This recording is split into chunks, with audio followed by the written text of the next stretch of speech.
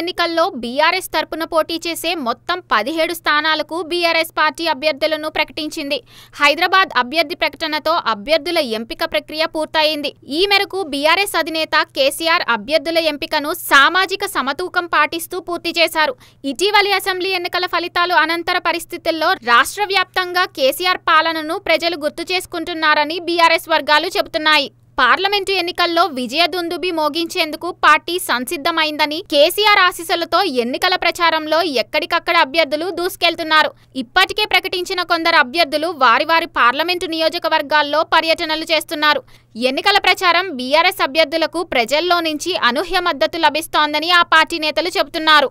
Party ముఖ్య నేతలు, ప్రజాప్రతినిధులు అన్ని పార్లమెంటు స్థానాల పరిధిలో విస్తృత ప్రచారాన్ని చేపట్టి ప్రజల ఆదరణను పొందేందుకు ప్రయత్నిస్తున్నారు. ఎన్నికల ప్రచారాన్ని వేగవంతం చేసేందుకు బీఆర్ఎస్ అధ్యక్షుడు కేసీఆర్ త్వరలోనే రంగంలోకి దిగనున్నట్లు తెలుస్తోంది. రాష్ట్ర వ్యాప్త పర్యటనతో అటు పార్టీ శ్రేణుల్లో ఇటు ప్రజల్లో పునరుత్తేజాన్ని నింపే బీఆర్ఎస్ అభ్యర్థుల విజయానికి ప్రజా మద్దతు కూడగట్టేలా రూట్ మ్యాప్ సిద్ధం చేశారు. మరోవైపు తెలంగాణలో జరగనున్న పార్లమెంటు ఎన్నికల్లో బీఆర్ఎస్ ఒంటరిగానే బరిలోకి దిగనుంది.